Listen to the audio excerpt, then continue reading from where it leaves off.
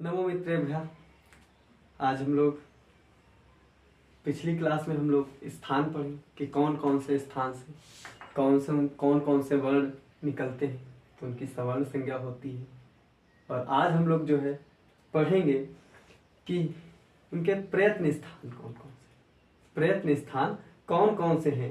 तो बताया गया है हम लोग जो है कि हम आपका ज़्यादा समय न लेकर के सीधे टॉपिक पर कार्य करेंगे, क्योंकि हमें लगता है कि कोई अन्य कार्य करने से अच्छा है कि अपना पढ़ाई करें। जितना समय भी आप निकाल पाएँ उतने पढ़ाई में, क्योंकि हम आवारा बातें कर करके कुछ भी नहीं कर सकते, उतना समय हमारा वेस्ट होगा। मानते हैं कि हाँ आपका जो है कि बढ़ जाएगा, मन ज़्यादा लगेगा वो सब सुनने में, देखने में, चैनल को लाइक सब्सक्राइब करने में। हम ही नहीं कहते, पसंद आए तो करिए, बढ़ाइए, नहीं पसंद आता है तो कोई बात नहीं, डिसलाइक कर दीजिए, लेकिन डिसलाइक करके जाइए आपको, ठीक। आपको नहीं अच्छा लगता है तो अनलाइक करें, ठीक है। ऐसा उसको जो नीचे वाली रहती है ना उसको दबाएं, लेकिन कम से कम हमको पता चलेगा कि हाँ नहीं पसंद आया है, ठीक।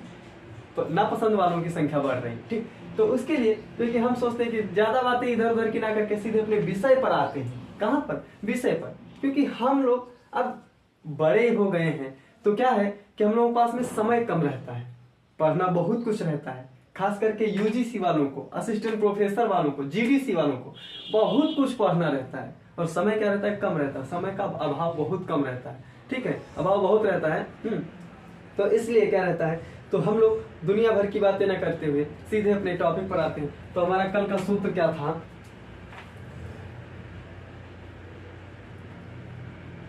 तुल्यास्य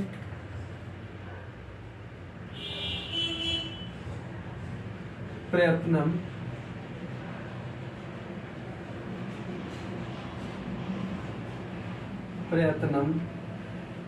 सवर्णम। तुल्यास्य प्रयत्नम सवर्ण, ये सूत्र हम कल पढ़ रहे थे, ठीक है। और इसमें हमने पढ़ा कि कौन कौन से स्थान है। तो पहला सूत्र है अल्पो विसर्जनीयानाम कंठा। तो कंठ से आ, का, हा आदि निकलते हैं, ठीक। फिर अगला सूत्र कौन सा? अगली वृत्ति बताएं कि जो है इचुषा नाम तालु, ऋजुखा नाम मूर्धा, लितुलसा नाम दंता ना। और फिर इसके बाद में उपु पद्मानिया नाम ओष्ठव, यमंगल नाम नासिकाचा, हृदयतो कंठ तालु, उदोतो कंठोष्ठम, फिर वकारस्य दंतोष्ठम, जिह्वामूलीय जिह्वामूलम। तो इस प्रकार से हमने पढ़ लिया। तो आज हम इसके अथ प्रयत्नाः करेंगे, अर्थात अब हम प्रयत्न पढ़ेंगे। अथ प्रयत्नाः, अथ प्रयत्नाः, अब हम प्रयत्नों को पढ़ेंगे। प्रयत्न मतलब यत्न, ठीक है। तो कौन कौन से यत्न हैं तो बताएं। यत्नो द्विधा, यत्नो द्विधा, कौन कौन से? तो हम दो प्रकार से खींच लिए हैं भाई लाइन, जब दो बता रहे हैं तो कौन? एक अभ्यांतर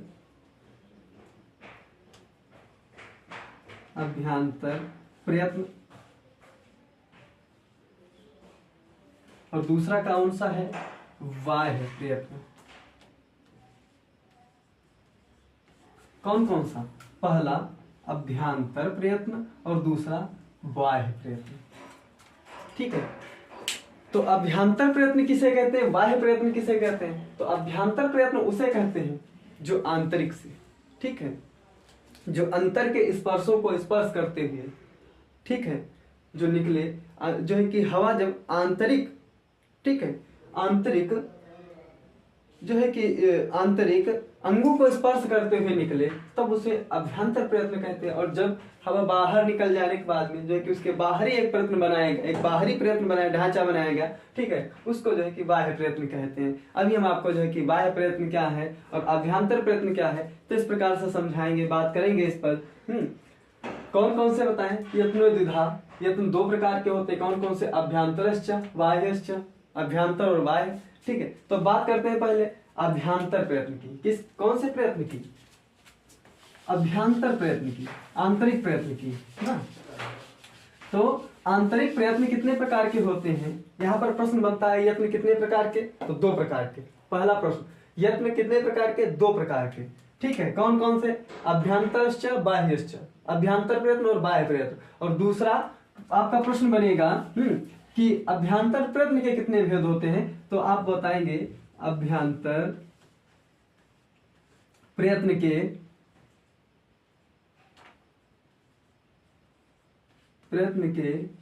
5 भेद होते हैं। अभ्यंतर प्रयत्न के 5 भेद होते हैं। ठीक, हमने पहले स्थान तो पढ़ लिया, अब बात आई थी प्रयत्न की, तो अब इस टॉपिक में हम क्या पढ़ेंगे, प्रयत्न पढ़ेंगे ना। अभ्यंतर प्रयत्न के 5 भेद होते हैं, कौन कौन से, तो इसमें भी है, किताब में भी है, कौन कौन से, स्पष्ट, ईषद स्पष्ट, फिर ईषद विवृत, और फिर विवृत संवृत्त भेदात। कौन कौन से, नंबर 1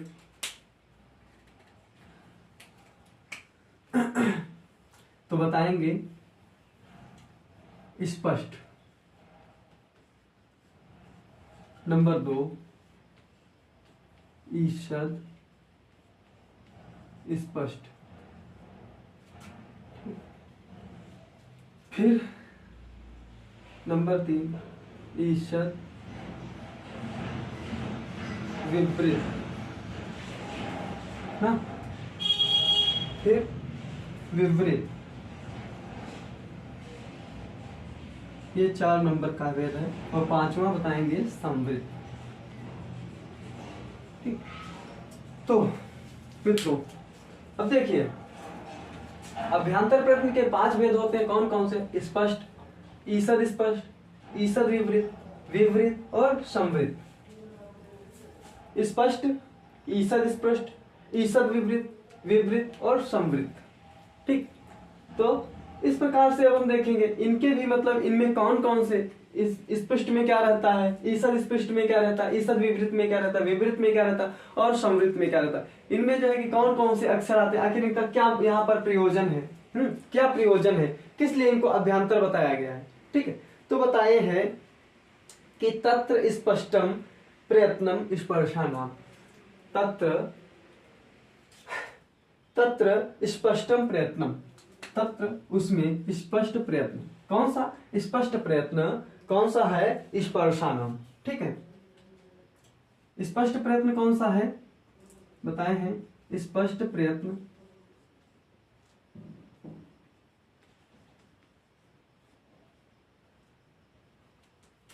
स्पष्ट प्रयत्न में कौन है, स्पर्शानाम।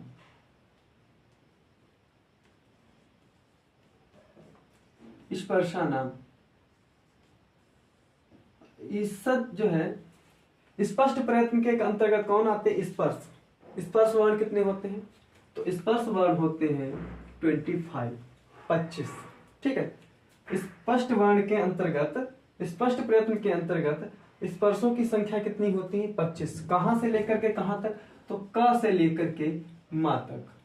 ठीक, क ख ग घ अं च छ ज झ ञ ट ठ ड ढ अणा त थ द ध न प फ ब भ म। इन वर्णों को क्या कहेंगे, का से लेकर के मा तक क्या है, ये स्पर्श है। कौन से है, 25 वर्ण है। कौन से, का से लेकर के मा तक, और है कैसे, स्पष्ट प्रयत्न से। कौन से प्रयत्न से, स्पष्ट प्रयत्न से। ठीक है, आप लोग इसकी फोटो ले लीजिएगा, लिख लीजिएगा, और देखिए आप लोगों से एक हम सोचते हैं कि प्रतिदिन एक बात कहने रहती है, लेकिन क्या रहता है कि भूल जाते हैं। ठीक, कि आप लोग जहां पर भी हो, जिस भी अवस्था में हो, आप लोगों को चाहिए कि एक जो है कि लघु सिद्धांत कौमुदी की किताब आती है, कुछ मोटी भी रहती है, कुछ पतली भी रहती है। ठीक है, तो जो भी आपके साथ में बन सके, किसी न किसी तरीके से बन सके, जैसे बन सके, एक लघु सिद्धांत कौमुदी की मोटी वाली जो किताब आती है, ठीक, जिसमें जो है कि संपूर्ण सूत्र रहते हैं, जो संपूर्ण लघु सिद्धांत कौमुदी है, तो 1276 सूत्रों वाली, उसको आप लोग अपने पास रख लीजिए। और जब भी पढ़ें, ये नहीं कि हम लोग कहीं घूमने गए हैं, मार्केट में गए हैं, फिर भी खोल के देख रहे हैं, ऐसा नहीं। बैठे आराम से बैठ करके कॉपी पेन किताब ले करके बैठ करके पढ़ें। अगर किसी के पास में पुस्तका भाव है, ठीक, तो हम आपसे यही गुजारिश करेंगे जितना जल्दी हो सके मंगा ले। अगर नहीं है तब आपके पास में एक साधन बचता है कि आप लोग कॉपी ले, पेन ले, जो भी ऊपर से सूत्र लिखाए जाते हैं, क्योंकि इसीलिए हम क्या करते हैं, प्रतिदिन सूत्रों को लिखाते चलते कि फला नंबर का जो है कि यहाँ पर है और फला नंबर का अष्टाध्यायी में है। ठीक, इस पर भी हम बताते रहते हैं। ठीक, तो क्या रहता है कि आप लोग उनको लिखते चलें, जिसके माध्यम से आप लोगों को समझने में दिक्कत ना हो, और अगर नहीं है तो कोई बात नहीं, हम अपने आप से सूत्रों को लिखते रहेंगे। इनकी वृत्ति भी हम बताते चलते हैं। वृत्ति को अगर नहीं समझ पा रहे तो आप लोग जो है कि रिकॉर्डेड को रोक रोक करके जो है कि इसकी वृत्ति को लिख लीजिएगा, क्योंकि हम वृत्ति बार बार पढ़ते भी हैं। ठीक, नहीं व्यक्ति आप लोग लिख पा रहे हैं कोई बात नहीं, तो उसकी जो हम व्याख्या करते हैं उस व्याख्या को आप लोग लिख लीजिए, उससे ही बहुत कुछ जो है कि समझ में आएगा। और अगर वो भी नहीं कर पाते तो हम सूत्रों को जो है कि तोड़ तोड़ करके बताना जो है कि प्रारंभ करते हैं। कैसे? तुल्या से प्रयत्नम सवर्णम, तो क्या है तुल्या से प्रयत्नम सवर्णम? तो बताएं कि जो तुल्य तालु आदि से, ठीक है, अस्य प्रयत्नम, इससे जो प्रयत्न होता है, ठीक है, जो जहां से हवा का घर्षण होता है तस्य सवर्ण संज्ञम, ठीक, उसकी सवर्ण संज्ञा होती है। ठीक, कैसा सूत्र है? सवर्ण संज्ञक सूत्र है। और एक चीज ये भूलना मत कि जो हम बाद में लिखवाते हैं कैसी संज्ञा है या कैसा मतलब ये सूत्र है, वह बहुत महत्वपूर्ण है कि कैसा सूत्र है। ये सवर्ण संज्ञक सूत्र है, ये कैसा सूत्र है, ठीक है, ये हलंत्यम कैसा सूत्र है जो है कि इस संज्ञक सूत्र है। ठीक, आदर्शम लोपा कैसा? लोप संज्ञक सूत्र है। तस्य लोपा कैसा है? ठीक है, लोप विधायक विधि सूत्र है। ठीक, ये सब चीजें बहुत महत्वपूर्ण, ये बहुत छोटे क्वेश्चन है, बहुत छोटे प्रश्न है, लेकिन बहुत ही महत्वपूर्ण रखते हैं। ठीक है, तो इन सब चीजों पर ध्यान ज्यादा देना। अब स्पष्ट प्रयत्न जो है कि प्रयत्न क्या है? स्पष्ट है। प्रयत्न क्या है? स्पष्ट प्रयत्न कौन कौन से हैं? स्पर्श है, और स्पर्श वर्ण कौन से? 25 है। कौन कौन से? का से लेकर के मा तक। कहां से लेकर? का से लेकर के मा तक। का खा गा घा गा च छ ज झ इया ट ठ ड ढ ण त थ द ध न पा फा बा भा मा। ये क्या है? 25 वर्ण क्या है? स्पर्श है। कैसे है? स्पर्श वर्ण है। ठीक, स्पर्श व्यंजन बोल सकते हैं। ठीक, अब आगे हम लिखते हैं, थोड़ा बिगाड़ देते हैं।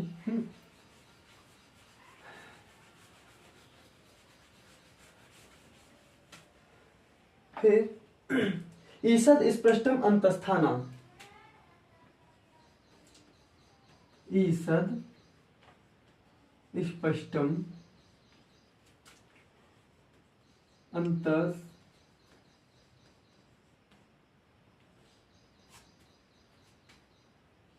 ईषद स्पष्टम ईषद स्पष्टम अंतस्थानाम। अंतस्थों को क्या कहते हैं? ईषद स्पष्ट कहते हैं। अब अंतस्थ कौन होते हैं? अंतःस्थ, जो अंतर स्थित रहते हैं। कौन कौन से? तो बताए हैं या व र ल। ठीक, या व र ल। ठीक, जिसको सूत्र में अगर देखते हैं तो कौन सा? या जो है कि हा या व र ट, हा या व र ट। ठीक, हा या व र ट लड़। ठीक, और जो है कि सूत्र के अनुसार क्या है? य व र ल। हमको जो भी पढ़ना है सूत्रों के अनुसार पढ़ना है। एक चीज है कि व्याकरण आपको बहुत सरल लगेगी अगर आप सूत्रों को लेकर के चलते हैं। महेश्वर सूत्रों को अगर लेकर के चलते हैं तो आपको बहुत सरल लगेगी। अब देखिए, जैसे हिंदी में वर्णमाला हमको क्या सिखाया गया? या रा व ल। ठीक है, या से यज्ञ, रा से रथ, वा से वट, ला से लट, ला से लट्टू। ठीक है, अब इस प्रकार से हमको समझाया गया, लेकिन हमको ये नहीं समझ कर इसको भूला देना है। और क्या है? सूत्रों के अनुसार ह या व र ट लड़ ना, ह के बाद में या व र, फिर उसके बाद में ट, ट की हलंतम से इस संज्ञा, अदर्शनम लोपा से लोप संज्ञा, तस्य लोपा से उसका लोप, और ला आ गया है। फिर उसके बाद में र है ना, क्या है? रा है, रा। ठीक, और रा की भी क्या हुई है? रा की क्या हुई है? हलंतम से इस संज्ञा, तस्य लोपा से लोप ना, या फिर जो इसको अदर्शनम लोपा से लोप संज्ञा भी बोल सकते हैं ना, और तस्य लोपा से इसका लोप हो जाएगा। ठीक है, तो इसमें 4 वर्ण, इसको एक प्रत्याहार भी कहते हैं। कौन सा? यण प्रत्याहार। कौन सा प्रत्याहार? यण प्रत्याहार, य व र ल। ठीक है, आगे आप जब संधि पढ़ेंगे तो ये सब बहुत महत्वपूर्ण हो जाएगा। ठीक, जब संधि हम लोग पढ़ेंगे तो क्या होगा? बहुत महत्वपूर्ण हो जाएगा। तो इस तरीके से ईषद स्पष्ट अंतस्थाना, जो ईषद स्पष्ट रहता है, कौन सा? ईषद स्पष्ट रहता है।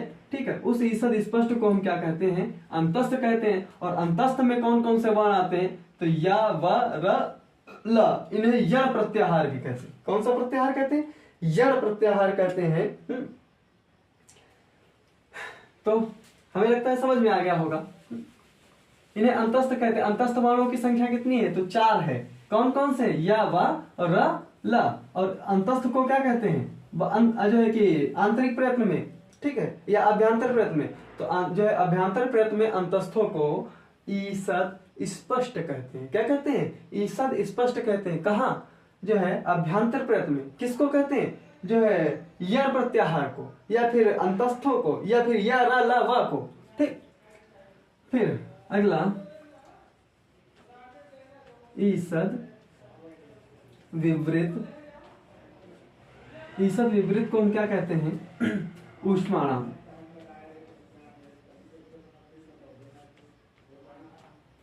ऊष्माणाम, ठीक।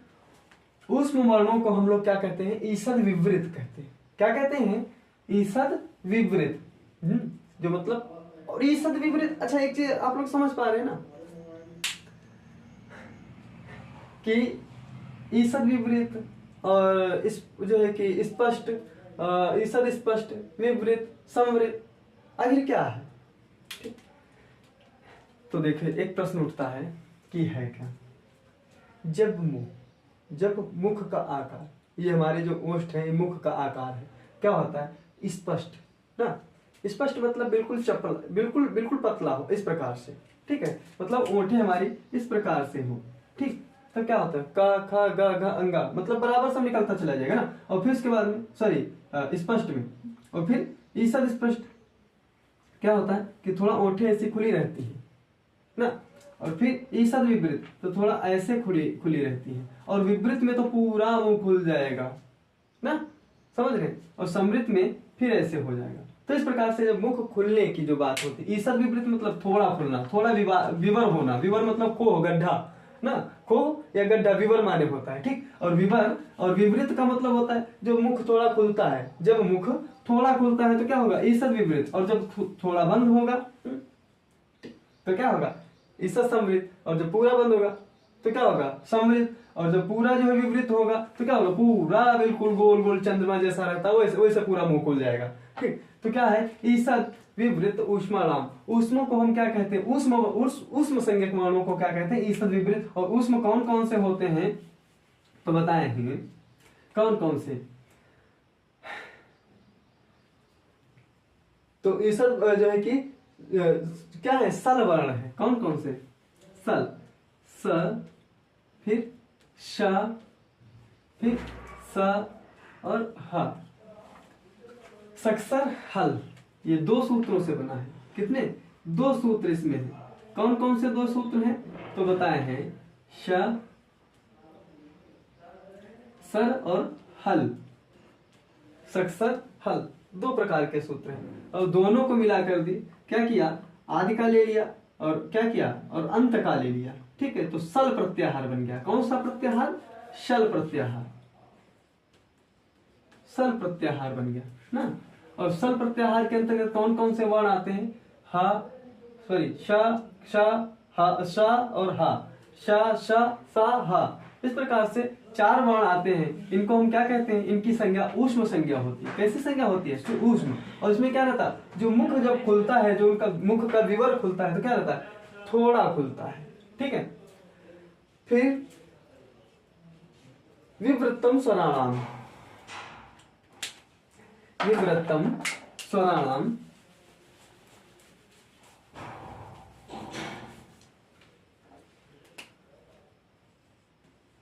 विवृत्तम स्वराणाम।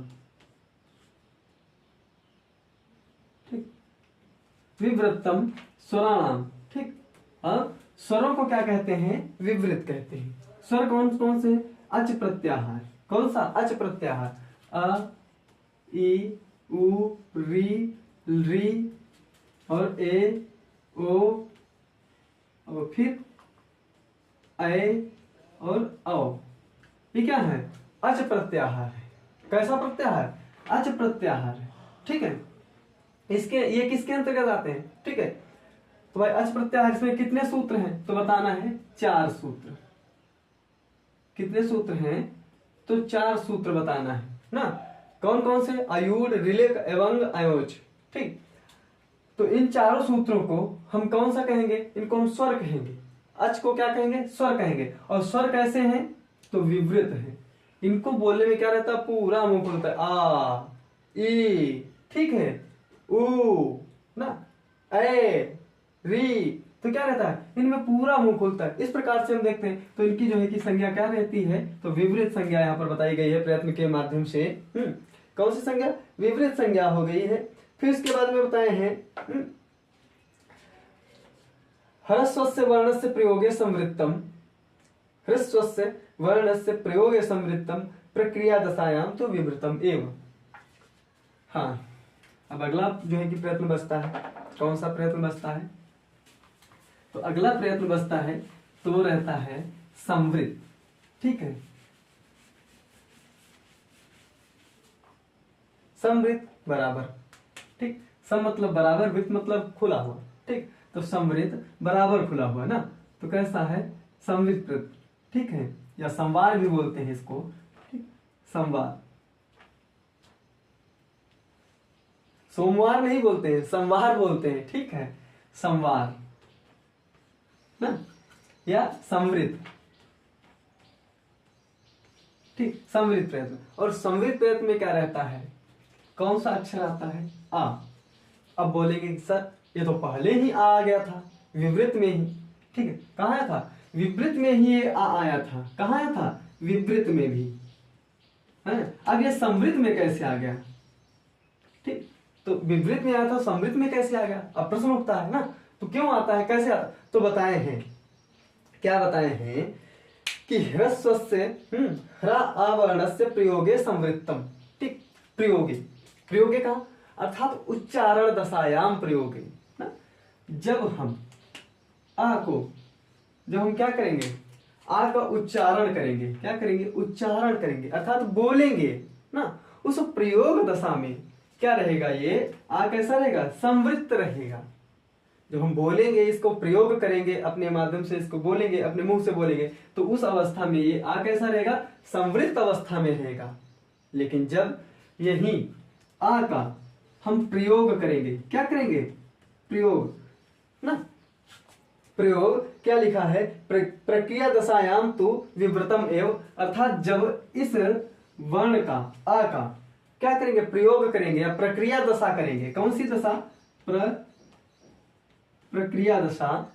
और उस प्रक्रिया दशा में क्या रहेगा, ये विवृत हो जाए। तो प्रक्रिया दशा क्या है, जैसे कि हम संधि समास आदि करते हैं ना, जब संधि आदि करेंगे तो उस संधि आदि में इस आ का कौन सा रूप होगा, तो कौन सा रूप होगा, विवृत होगा। क्या होगा, विवृत होगा। लेकिन जब इसका उच्चारण करेंगे, जब उच्चारण करेंगे, बोलेंगे, तब कौन सा, तो संवृत होगा।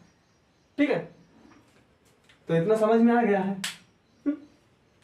हमें विश्वास है कि आप लोगों को समझ में आ रहा होगा।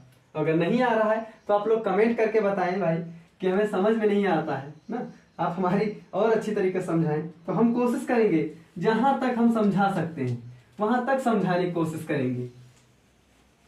और हारना तो अपने लोगों की फितरत में ही नहीं है, क्योंकि हम हारने वाले थोड़ी हैं, हम हार करके भी सीखते हैं।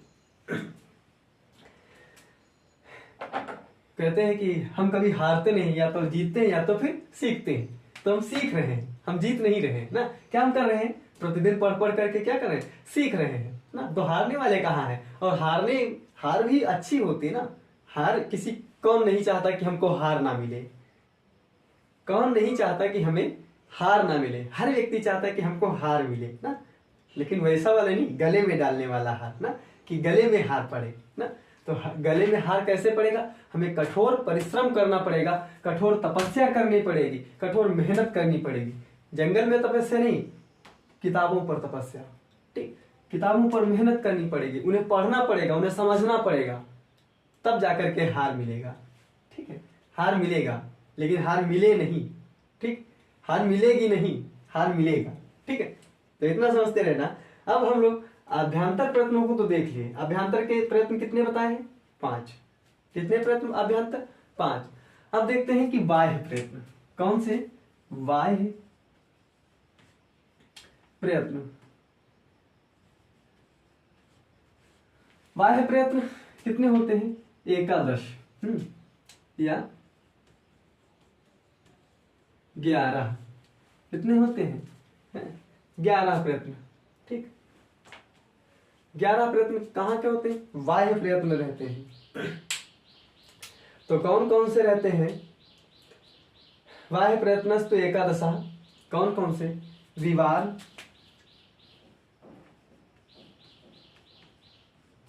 संवाद, नाद, घोष, विवाद, संवाद, श्वास नाद, सॉरी श्वास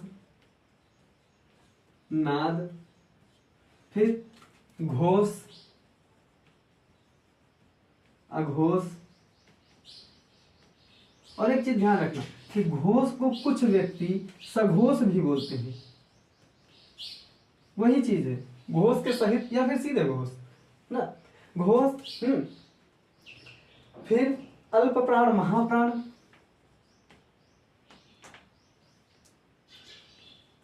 अल्प प्राण या फिर या अगला जो है महाप्राण। ठीक, तो कितना होगा? 1 2 3 4 5 6 7 8। और फिर उदात्त, अनुदात्त, क्या है? स्वरित। उदात्त ना, अनुदात्त ना, और स्वरित। तो इस प्रकार से कितने भेद हुए हैं? तो बताते हैं 11 भेद हैं। कौन कौन से? विवार, संवाद, श्वास, नाद, घोष, अघोष, अल्प प्राण, महाप्राण। ठीक है, क्या हो गया? अल्प प्राण, महाप्राण, फिर उदात्त, अनुदात्त और स्वरित। इस प्रकार से देखिए, बाह्य प्रयत्न एकादश अर्थात 11। कौन कौन से? विवार, संवाद, श्वास, नाद, घोष, अघोष, अल्प प्राण, महाप्राण, उदात्त, अनुदात्त, स्वरित। ठीक, अब स्वरित, अब घोष को कुछ लोग क्या कहते हैं? सघोष भी बोलते हैं। क्या बोलते हैं? घोष को सघोष भी बोलते हैं ना। तो ये तो अपनी मर्जी है कि हम घोष कहते हैं कि सघोष। लेकिन एक चीज, घबराना मत, पेपर में अगर कहीं अघोष के मतलब सॉरी घोष के स्थान पर सघोष लिख दिया हो, अब बोलना कि सर इसमें तो घोष है ही नहीं, वो तो सघोष है ना। तो हम सघोष को कैसे घोष जो है कि घोष के अंतर्गत कर देना, तो थोड़ा बुद्धि अगर लगाए समझ में आ जाएगा। घोष सहित अर्थात उच्चारण सहित, उच्चारण सहित को क्या कहते हैं? सघोष कहते हैं या घोष कहते हैं। ठीक है, तो अब इस प्रकार से हम देखें कितने भेद हैं, तो गिनती किए हैं 1 2 3 4 5 6 7 8 9 10 11। तो हम 11 जो है कि बाह्य प्रयत्नों को पढ़े हैं। और इसमें बताया गया है कि खरो विवारः श्वास अघोषश्च। अगली वृत्ति है, आप लोग लिख लीजिएगा।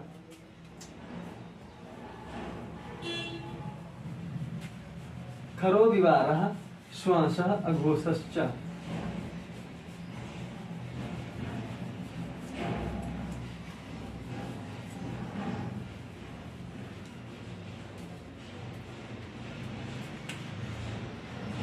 खरो विवारः श्वास अघोषश्च।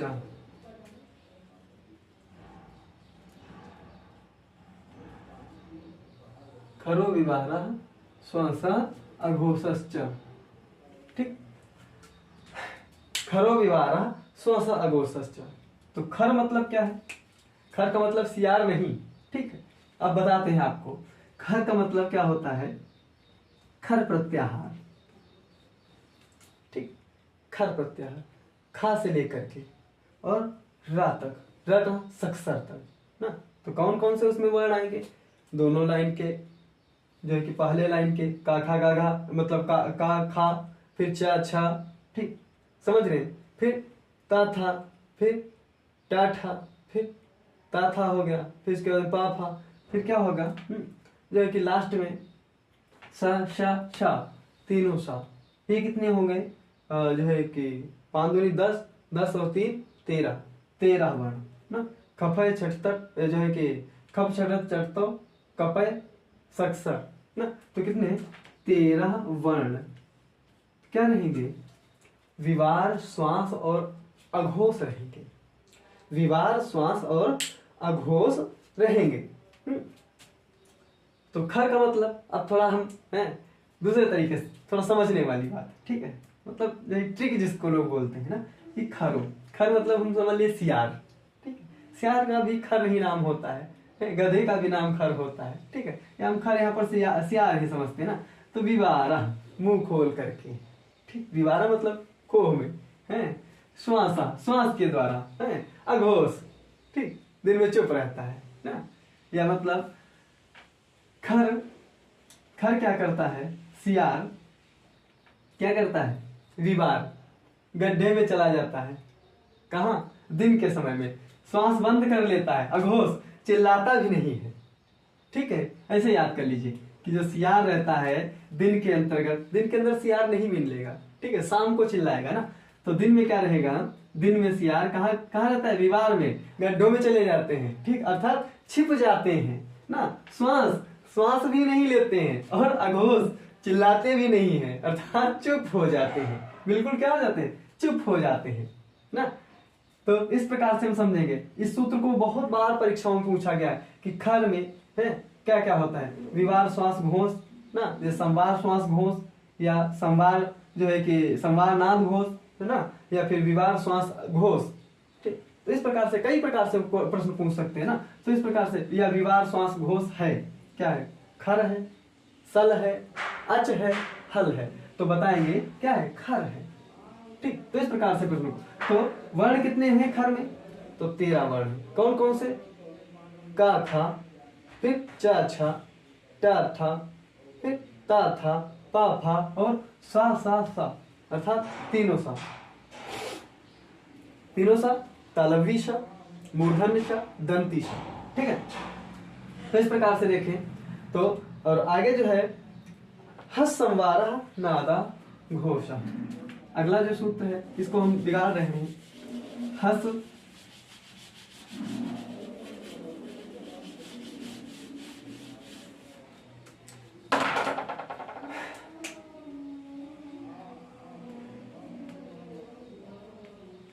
संवारा नादा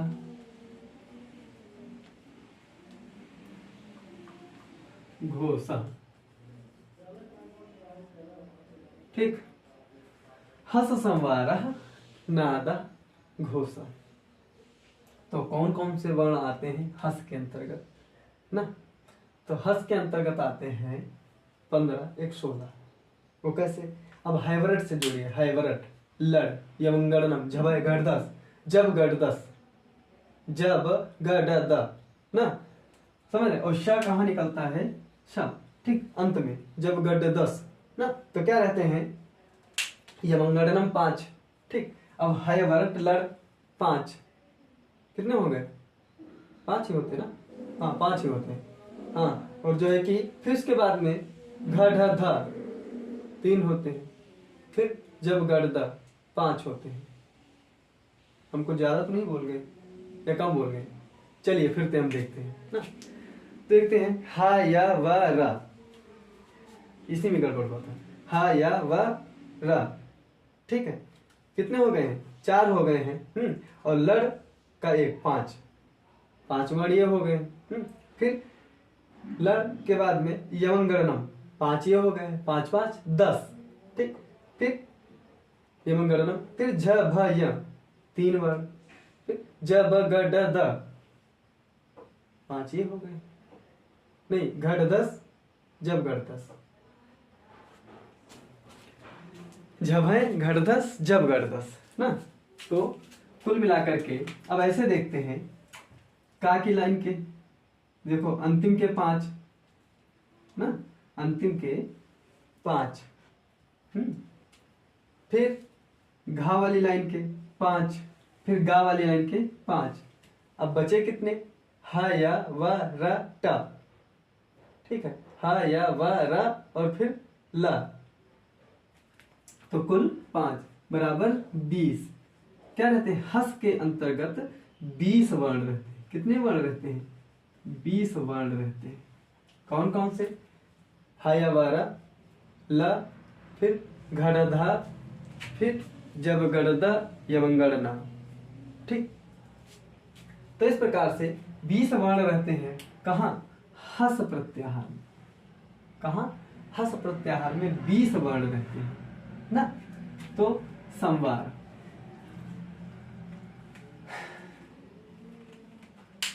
तो अब हस मतलब हंसो, ठीक, इसकी भी एक ट्रिक बताते हैं। हस मतलब हंसो, संवारा, सम मतलब, अब वही जो हम पहले बताए थे कि सोमवार मतलब सोमवार नहीं है ना, समवारा मतलब बराबर बार, वार मतलब होता है दिन, वार का मतलब क्या होता है?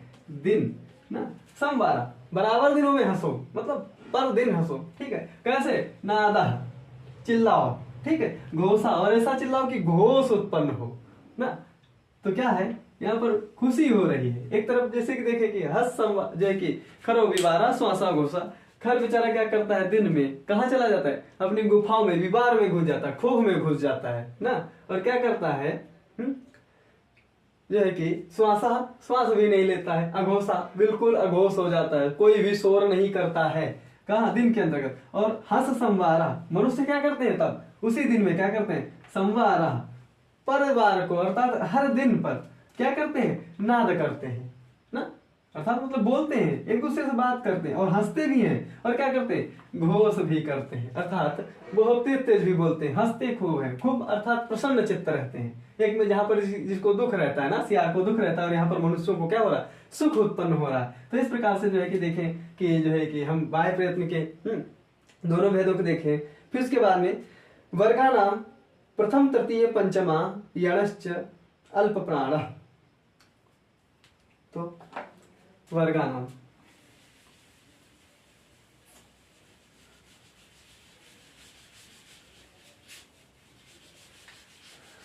अगली वृत्ति है कि वर्गा नाम, वर्गों की, वर्गा नाम प्रथम तृतीय और कौन? पंचम यणस अल्प प्राण।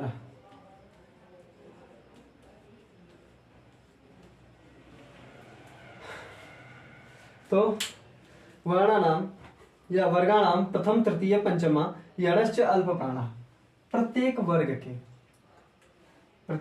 के प्रथम वर्ण, ठीक है। अब से का प्रथम वर्ण का है, क है, ठीक है। और फिर तृतीय गा, और अंतिम अंगा। उसी प्रकार से च, ज, इया, फिर ट, ड, अणा, फिर ता, फिर दा, फिर ना।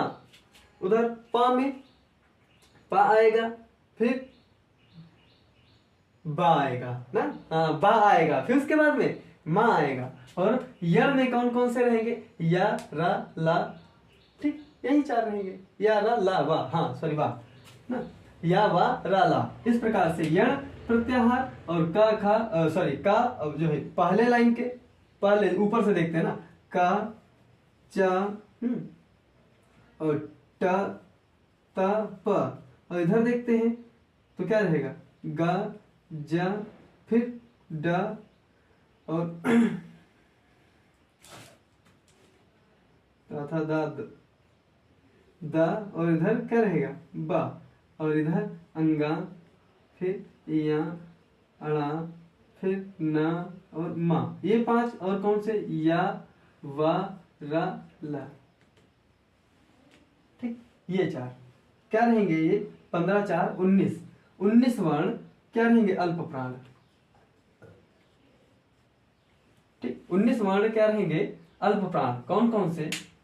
का, चा, टा, ता, पा, गा, जा, डा, दा, बा, फिर गा, इया, ड़ा, ना, मा, और या, वा, रा, ला। ये क्या रहेंगे? 19 वर्ण अल्प प्राण रहेंगे। कैसे रहेंगे? अल्प प्राण रहेंगे। फिर वर्गाणाम द्वितीय चतुर्थो सलश्च महाप्राण। अब वर्गों के द्वितीय और चतुर्थ सल महाप्राण कहलाते हैं। वर्गों के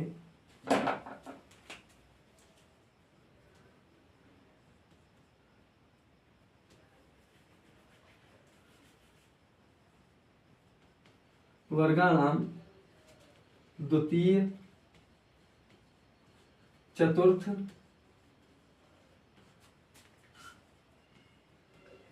सलश्च महाप्राणा। ठीक, कौन कौन से वर्गों के? द्वितीय, चतुर्थ और शल। द्वितीय, अब खा वाली लाइन का जोड़ लीजिए ना, ख छ ठ थ प न फा। फिर उसके बाद में इधर चतुर्थ में घ ढ ध ना, समझ रहे? इस प्रकार से। और जो है कि वो जो है कि 5 इधर 5 उधर 10। और फिर महाप्राण में कौन से? सल। सल में कौन कौन से? 4। कौन कौन से 4 रहेंगे तो बताएंगे, पहले से लेकर के श श श और तीनों श और हा। ठीक, तो कुल मिलाकर के 14 वर्ण। 14 वर्ण क्या रहेंगे? महाप्राण रहेंगे, अल्प प्राण 19 वर्ण रहेंगे। ठीक, फिर का देव मां अवसाना। का देव मां अवसाना स्पर्शा, ये हम समझा चुके हैं आपको।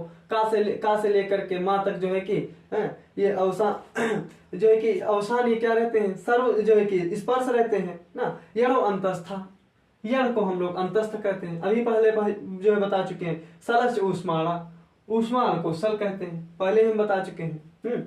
फिर अचह स्वरा, अच को हम स्वर कहते हैं। और कखाभ्याम प्राग अर्ध विसर्ग सदृशो जिह्वा मूलीय। क और ख,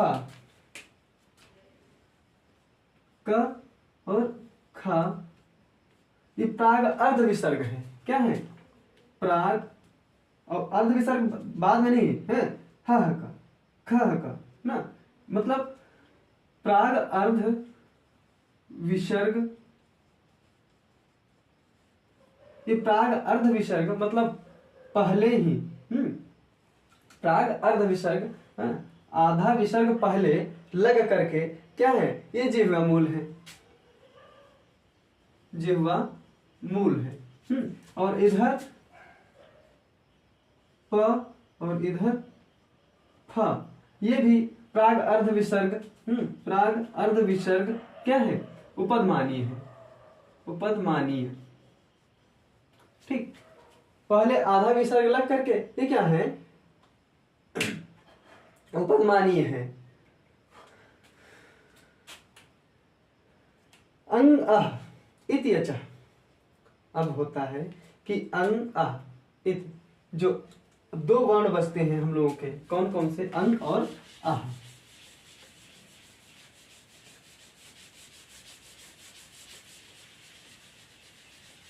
अंग और अह,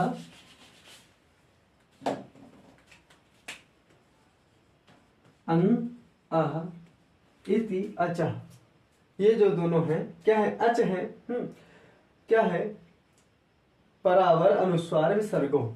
ये दोनों क्या है? परावर, दोनों क्या है? ये अनुस्वार है, ये हम पहले ही बता चुके हैं आपको। और ये आह क्या है? विसर्ग है, विसर्गो अर्थात विसर्ग है ना।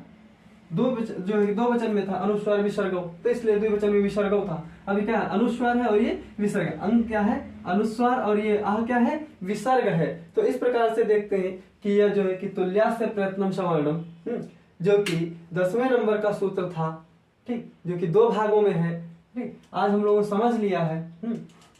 तो चलिए कि अगली क्लास में हम लोग जो है कि अगले सूत्रों को पढ़ेंगे, और अगले सूत्र जो है कि कल की कक्षाओं में हम पढ़ेंगे। तो आज यहीं पर अपनी वाणी को विराम देते हुए, ठीक, तो हम आप लोगों से यही एक अनुरोध करते हैं कि मित्रों पढ़ते रहिए, पढ़ते रहिए। आपको कोई भी नहीं पीछे कर सकता है, कोई भी नहीं आपको जो है कि जो आप कहीं पर भी कोई भी परीक्षा में नहीं फेल होंगे। क्यों? क्योंकि आप प्रतिदिन पढ़ते हैं, और आप प्रतिदिन पढ़ेंगे, ईमानदारी के साथ में अगर पढ़ेंगे तो आपको कोई भी रोकने वाली शक्ति दुनिया के अंदर है ही नहीं। अगर आप क्योंकि आप अपने भविष्य के मालिक, कर्ता, ठीक, स्वयं है, कोई अन्य नहीं। क्योंकि हमें जब जवाब देना रहता है किसी को, तो हम किसी के सहारे नहीं कि फला जो है कि नहीं पढ़ पाया इसलिए हम नहीं लिख पाए, या फला नहीं लिख रहा था तो हम नहीं लिखे। कोई जो है रियायत नहीं। क्योंकि हमको भेजा गया है पढ़ने के लिए, तो हम पढ़ेंगे और पढ़ करके कुछ ऐसा करेंगे जिससे कि हमारा नाम और हमारे परिवार का नाम, हमारे गांव का नाम, हमारे देश का नाम रोशन हो, हमारे गुरुजनों का नाम रोशन हो। क्योंकि हमारे बहुत से गुरु तो हमें देख भी रहे होंगे, ठीक, जब देखते हैं तो उनको हर्ष होता होगा कि लड़का पढ़ा रहा है, लेकिन जो है कि हमें बहुत जो है कि बहुत मतलब जो है कि बहुत ही शर्म महसूस होती है कि मतलब हम इस जो है कि ऐसे पढ़ा रहे हैं, ठीक, अच्छा नहीं लगता है। लेकिन फिर भी आप लोगों की सेवा में बस इसीलिए कि देखें, हम बहुत बार देखे वीडियो में थोड़ा मिलता है लेकिन थोड़ी बार में नहीं मिलता है, तो क्या होता है, बहुत अंदर से एक गुस्सा जैसी टाइप की आती है कि अब क्या करें, थोड़ा मिला नहीं मिला, तो क्या हम पूरा का पूरा देने की आपको प्रयास करेंगे। आप कहीं पर भी आपको ऐसी अनुभूति ना हो कि ये मिला आगे का नहीं मिलेगा, सब मिलेगा।